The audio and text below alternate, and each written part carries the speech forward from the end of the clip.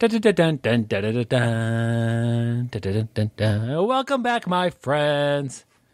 This is BjjBrick Quick. This is a podcast we talk about jiu-jitsu rather quickly. Today it might be a little bit more about self-defense. We'll see where it goes. I have a topic. This will be, I think, the last one of our my recapping my experiences in Africa, Tanzania, climbing Kilimanjaro and doing a safari and some other things. And then we'll just move on to just kind of out of that area. Maybe I'll do one in the future. Let me know if you've enjoyed these. So I just told you about the giraffe. Last episode was the giraffe encounter. The one before that was me scared out of my mind about a elephant rubbing up against our tent or bumping up against our tent. I thought we were going to get trampled. Nothing we could do about that thing. Okay, the giraffe. And we will bring this back to self-defense, I'm going to say. Not so much jiu-jitsu, martial arts maybe. The giraffe came and went, and it was a pretty fun experience. It was super close. Check out the link. Just go to the website. I'll put the picture up of that. We have a cool picture there. My wife took it. That night, we go to bed, and it was probably around midnight, maybe 1. My wife again wakes me up and says, "There's something outside of our tent." Oh, we're in the Serengeti National Park. It's a huge park. There's anything out here that could, whatever. It's just gonna be crazy. So we get up, we peek out the window, and where I was sitting, and there's a picture of this of me with the giraffe. There's a chair behind me that I was sitting in before the giraffe kind of spooked me out of my chair. But that chair, there's the hyena smelling the chair. Like, just got his nose on it, gave it just like a dog. Just like a dog smelling something, like, what was here? Oh, this is interesting. What's going on?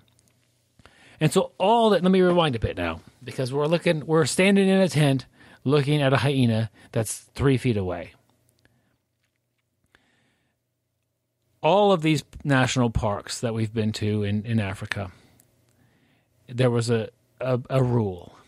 You don't go walking around at night without a chauffeur or a guide or whatever the word would be, a professional. You can't do it. So when we go to our tent at night, we stayed in a few different things, but a tent or a cabin or whatever, you're stuck in there until the sun comes up in the morning. And the reason why you don't go walking around at night is for your own safety. Obviously, there's lions and big predators like that, but the main thing, and we hear them every night, is the hyenas. They're all over the place.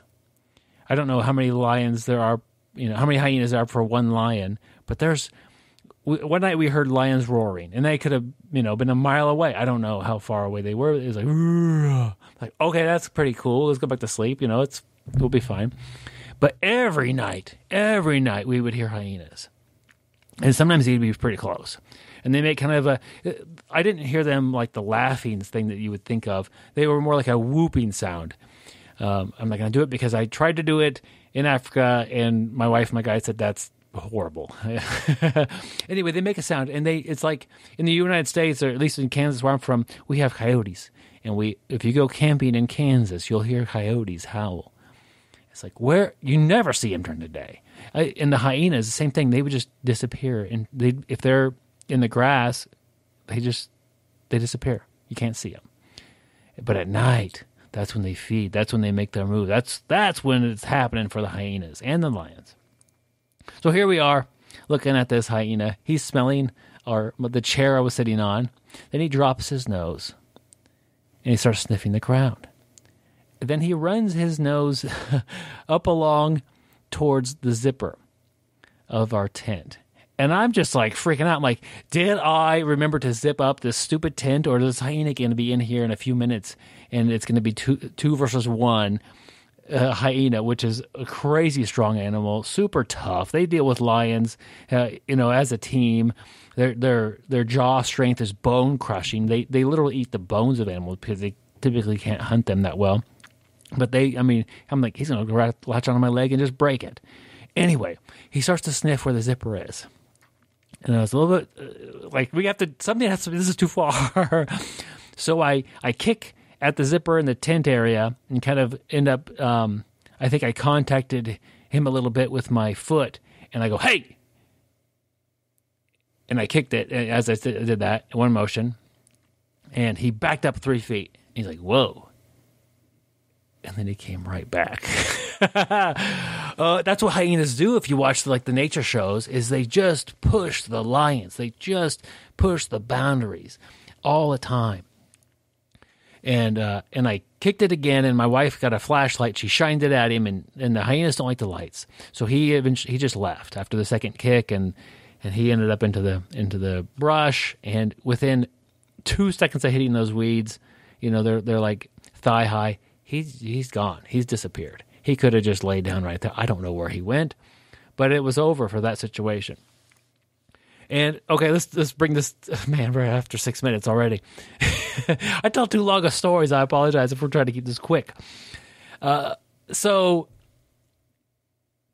we aren't allowed to walk. This is where I'm going to pick up here. We're not allowed to walk around at night in these bad, dangerous areas. Self-defense. Don't go to places that are dangerous with dangerous people and do dangerous things and make people upset and compromise your own decision making with different chemicals or what. Avoid the situation. You don't typically see a situation where somebody stayed home and got beat up, by the person at the bar. Like that doesn't. No. Avoid the situation. If you're at a bar and it's getting a little bit rowdy, maybe it's time to go home.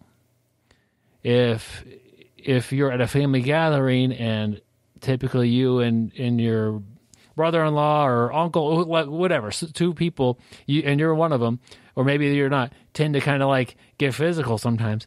Okay, that's before that happens. It's time to go home. It's time. Maybe you got 2 cousins that fight all the time. Maybe, hey man, sorry. It's good seeing you this Christmas, but let's not spill any blood here. It'd probably be better if you went home and I'll call you tomorrow, see how you're doing or whatever. Just avoid the fight. We're not allowed to go walk around in the Serengeti at night, not because we would die, because we don't want to be in the fight. It solves the problem before it starts. Jiu-jitsu, a lot of us start jiu-jitsu for self-defense.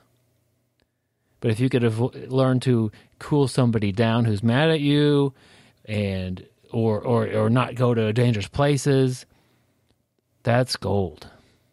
We don't want to get in fights. Fights are every street fight is literally risking your life. All it takes is for you to square off with some little wimpy guy and think, okay, fine, this guy's got to come in, and his buddy smashes a bottle in the back of your skull, and you don't wake up. That's what you're risking. Anyway, guys. Okay, a little depressing there. Hope you enjoyed the hyena story. They're like a big fat dog that's just persistent, and they're ruthless. Oh, they're interesting characters, interesting creatures. Not really so much characters. If you enjoyed the podcast, appreciate if you support the podcast. Go to bjjbrick.com/whatever. Shop, click on the shop button, and a couple audiobooks pop up, and a Patreon link will be there as well if you want to support us per month. I'd really appreciate that. Hope you have a great day today, and stay sweaty, my friend. Don't go walking around at night if you're doing a safari.